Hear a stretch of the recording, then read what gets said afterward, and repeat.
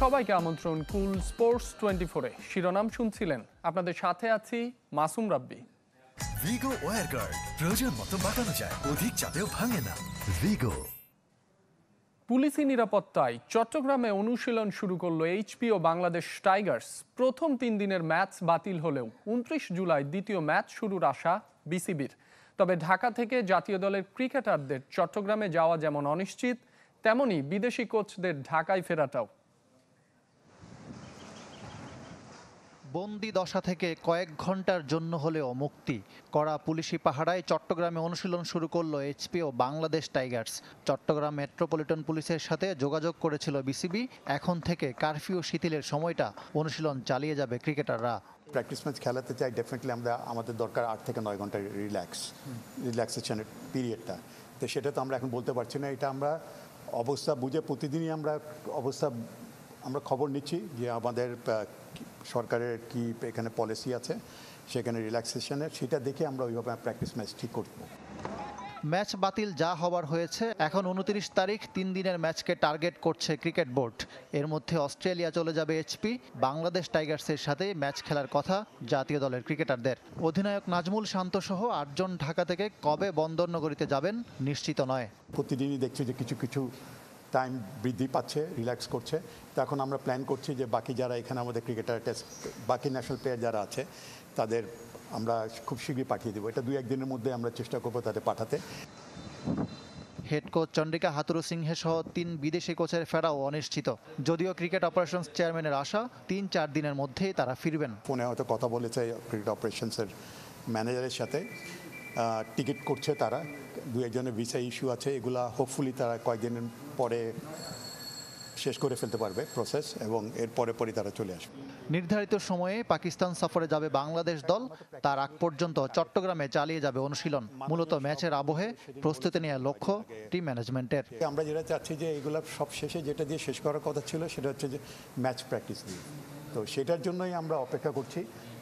এখন আপনি যেটা বলেছেন যে এই টিমে মেইন স্ট্রিমের কোনো প্লেয়ার থাকবে কি না, থাকার সম্ভাবনা আছে। কজন থাকবে কি থাকবে সেটা আমি বলতে পারবো না, সিলেক্টার্সরা বলতে পারবে। 17 আগস্ট পাকিস্তান সফরে যাবে টাইগাররা। তার আগে 6 আগস্ট যাচ্ছে এ দল, যেখানে থাকবে টেস্ট দলের বেশ কয়েকজন সদস্য। ইকরাম হুসাইন, চ্যানেল 24, ঢাকা। যুক্তরাষ্ট্র ও ওয়েস্ট ইন্ডিজে হওয়া টি-20 বিশ্বকাপে অসঙ্গতির অভিযোগ খতিয়ে দেখতে 3 সদস্যের তদন্ত কমিটি গঠন করেছে আইসিসি। কলম্বোর বার্ষিক সাধারণ সভা থেকে এই সিদ্ধান্ত এসেছে। রজার টোস, লওসন নাইডু ও ইমরান খাজা এবছরের শেষ দিকে বোর্ডের রিপোর্ট জমা দেবেন। এছাড়াও 2026 টি-20 বিশ্বকাপে 8 আঞ্চলিক কোয়ালিফাইং স্পট বরাদ্দ দেওয়া হয়েছে। ইউরোপ ও আফ্রিকা থেকে 2 দেশ, আমেরিকা থেকে 1 দেশ এবং এশিয়া ও ইএপি অঞ্চল থেকে খেলবে 3 দেশ। বাকি 12 দল অংশ নেবে র্যাঙ্কিং অনুযায়ী। সিদ্ধান্ত এসেছে নারী টি-20 বিশ্বকাপে দল বাড়ানোর। 2030 আসরে 12 থেকে বেড়ে খেলবে 16 দেশ। আইসিসি ক্রিকেট কমিটিতে আম্পায়ারদের এলিট প্যানেল থেকে প্রতিনিধিত্ব করবেন Paul Rifle. 304 food grade stainless স্টিলে তৈরি, যা নিশ্চিত করে জংবিহীন সিঙ্কের আজীবন নিশ্চয়তা। আরএফএল কিচেন সিঙ্ক, স্বাস্থ্যকর কিচেনের চিরস্থায়ী সমাধান। সেমিফাইনালের হাতছানি নিয়ে আজ গ্রুপ পর্বের শেষ ম্যাচে নামবে বাংলাদেশ। প্রতিপক্ষ মালয়েশিয়া। ডাম্বুলায় দুপুর 2:30টায় শুরু হবে খেলা। শ্রীলঙ্কার কাছে হেরে আসর শুরু করা বাংলাদেশ দ্বিতীয় ম্যাচ জিতেছে থাইল্যান্ডের বিপক্ষে। 2 ম্যাচে 2 পয়েন্ট নিয়ে শেষ 4-এর রেসে টিকে আছে টিম টাইগ্রেস। সমান পয়েন্ট থাইল্যান্ডেরও। তাই গ্রুপ পর্বের শেষ ম্যাচে মালয়েশিয়াকে হারালেও নিশ্চিত নয় নকআউটের টিকিট। আবার হেরে গেলেও সুযোগ থাকবে। সেক্ষেত্রে তাকিয়ে থাকতে হবে থাইল্যান্ড শ্রীলঙ্কা ম্যাচের দিকে। সে ম্যাচে লঙ্কানদের জয় সেমির রেসে এগিয়ে দেবে বাংলাদেশকে। বোলিংয়ে ছন্দ থাকলেও বরাবরের মতো লাল সবুজের মেয়েদের চিন্তার নাম ব্যাটিং লাইন আপ। তবে দুর্বল মালয়েশিয়ার বিপক্ষে ফর্মে ফিরতে আত্মবিশ্বাসী ব্যাটাররা।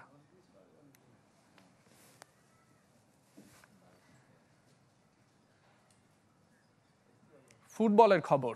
2 প্রীতি ম্যাচের প্রথমটিতে আজ ভুটানের বিপক্ষে নামছে বাংলাদেশ নারী দল। থিম্ফুর চাংমিলিথান স্টেডিয়ামে সন্ধ্যা 6টায় শুরু হবে খেলা। দেশজুড়ে কারফিউর মধ্যে সোমবার ঢাকা ছাড়ে বাংলাদেশ দল। মঙ্গলবার ভুটানে প্রথম অনুশীলন করেন সাবিনা মারিয়ারা। শক্তিমত্তার পরিসংখ্যানে এগিয়ে থাকায় জয় দিয়ে সফর শুরু করতে আত্মবিশ্বাসী লাল সবুজ মেয়েরা। কাঠমান্ডুর শেষ সাফ চ্যাম্পিয়নশিপে ৮-০ গোলে জিতেছিল বাংলাদেশ। এবারও স্বাগতিকদের ২ ম্যাচে বড় ব্যবধানে হারিয়ে আরও একটি সাফের প্রস্তুতি সারতে চায় দল। শনিবার একই ভেন্যুতে শেষ ম্যাচ।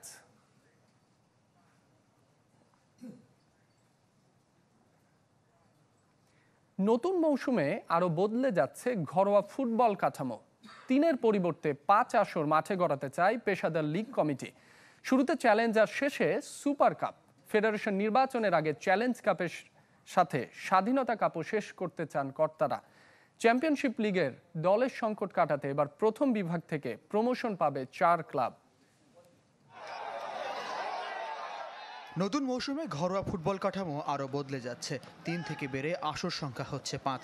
ইংল্যান্ডের কমিউনিটি শিল্ড, স্পেন ইতালির সুপার কাপের আদলে বাংলাদেশে চালু হচ্ছে চ্যালেঞ্জ কাপ। খেলবে আগের মৌসুমের প্রিমিয়ার লিগ আর ফেডারেশন কাপ চ্যাম্পিয়ন, যা দিয়ে মাঠে গড়াবে মৌসুম। লিগ আর ফেড কাপ জয়ী দল এক হলে সুযোগ পাবে লিগ রানার্স আপ।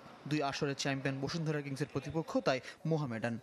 কখনো কাজী সালাউদ্দিন, কখনো আব্দুল সাদেক, এবং যারা ফুটবল অঙ্গনের লিজেন্ডারি ফুটবল আছে তাদের নামে আসলে আমরা প্রতি বছরই এটা তাদের নামে নামকরণ করব।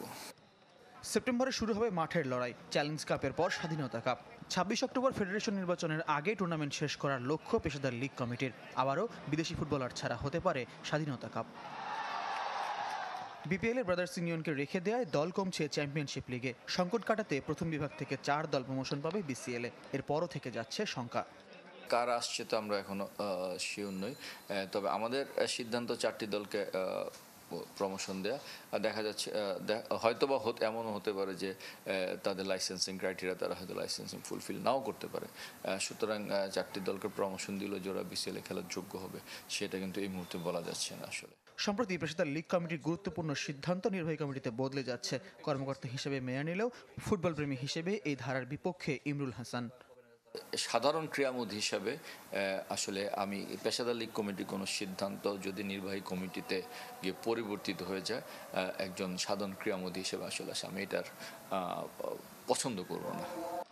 সুপার কাপ দিয়ে মৌসুম শেষ করতে চায় ফেডারেশন। আসর মাঠে গড়ালে চ্যাম্পিয়ন দলের প্রাইজ মানি কোটি টাকায় থাকবে। পৃষ্ঠপোষকদেরও সাড়া মিলছে। ফয়জুল ইসলাম, চ্যানেল 24, ঢাকা। কুল স্পোর্টস 24-এ নিচ্ছি একটা বিরতি, আমাদের সঙ্গেই থাকবেন। ৩ বছরে আন্তর্জাতিক অলিম্পিক কমিটি $6.6 বিলিয়ন ব্যয় করেছে বিশ্বব্যাপী খেলোয়াড় ও অলিম্পিকের মূল মন্ত্র ছড়িয়ে দিতে। আগামী 4 বছরে আয়ের লক্ষ্যমাত্রা ধরা হয়েছে $7.3 বিলিয়ন। আয়ের 90% বিলিয়ে দেয় আইওসি। প্যারিসে 142তম সেশনে এমনটাই জানিয়েছেন ফিনান্স কমিটির চেয়ারম্যান।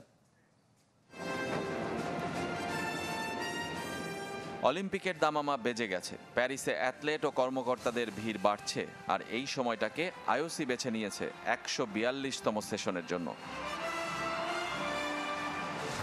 থমাস বাখির সভাপতিত্বে 3 দিনের কংগ্রেসের প্রথম 2 দিন গেমসের আগে, আর শেষ দিনটা গেমস শেষের একদিন আগে। মঙ্গলবার বার্ষিক বাজেট, অডিট আর আয়ের উৎস নিয়েই হয়েছে আলোচনা। ফিনান্স কমিটির চেয়ারম্যান মিয়াং এনজি জানিয়েছেন সুখবর।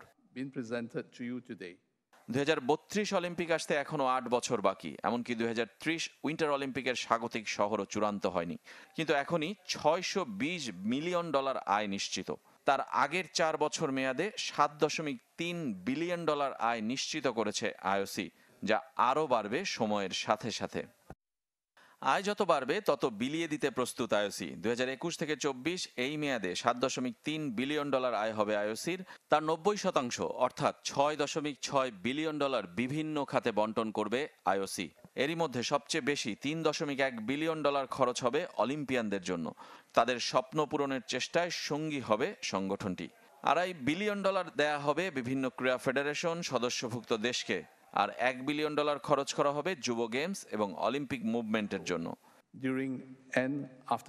অলিম্পিক সলিডারিটি প্রকল্পের আওতায় খেলোয়াড়, কোচ, সংগঠক, রেফারি, জাজদের বৃত্তি ও ট্রেনিং সিস্টেমের উন্নতির জন্য $650 মিলিয়ন খরচ হবে। নিরাপদ খেলার জন্য অ্যান্টি ডোপিংয়ে আরও $370 মিলিয়ন ব্যয় করবে আইওসি। প্যারিস অলিম্পিককে ঘিরে রেকর্ড আয় হওয়াতেই এত বিপুল অর্থ ব্যয়ের পরিকল্পনা করছে আন্তর্জাতিক অলিম্পিক কমিটি। রেজওয়ানুজ্জামান, চ্যানেল 24। কুল স্পোর্টস 24-এ আরও একটা বিরতি নিচ্ছি, ফিরছি একটু পর।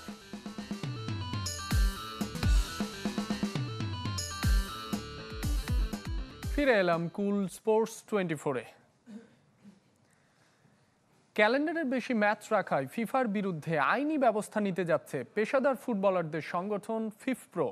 সাথে আছে ইউরোপের শীর্ষ লিগগুলো। বিবৃতিতে ফিফপ্রো জানিয়েছে, ফিফা যে ক্যালেন্ডার প্রস্তুত করেছে তাতে ফুটবলারদের স্বাস্থ্যে বিরূপ প্রভাব পড়তে পারে, যার নেতিবাচক প্রভাব পড়বে বিভিন্ন দেশের লিগে।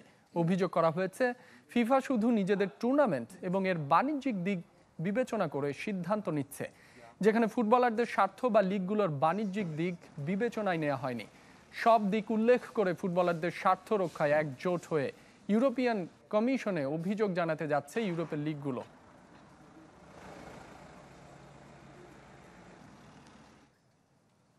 গত বছরের নারী বিশ্বকাপের লভ্যাংশ পাচ্ছে 1000-এর বেশি ক্লাব। যে ক্লাবের ফুটবলাররা বিশ্বকাপে খেলেছে, দ্বিতীয়বারের মতো অর্থ পাচ্ছে সেসব ক্লাব। বিবৃতিতে ফিফা জানিয়েছে, 11.3 মিলিয়ন মার্কিন ডলার বা প্রায় 133 কোটি টাকা ভাগ করে দেয়া হচ্ছে 48 সদস্য দেশের 1041 ক্লাবকে। প্রতি ফুটবলারকে যে দিন থেকে ছাড়পত্র দেয়া হয়েছে, সেদিন থেকে তার জাতীয় দলের সবশেষ ম্যাচের দিন হিসাব করে ক্লাবগুলোর মাঝে অর্থ বিতরণ করা হবে। গত বিশ্বকাপ থেকে অর্থ সদস্য দেশ এবং ক্লাব সবই বেড়েছে, যাকে নারী ফুটবলারের জন্য ইতিবাচক বলছে ফিফা। 2019 নারী বিশ্বকাপের আগে ক্লাব বেনিফিটস প্রোগ্রামের আওতায় ক্লাবগুলোর মধ্যে লভ্যাংশ শেয়ারের সিদ্ধান্ত হয়েছিল। সে আসরের পর 29 সদস্য দেশের 822 ক্লাবকে দেয়া হয়েছিল 8.48 মিলিয়ন ডলার বা প্রায় 100 কোটি টাকা।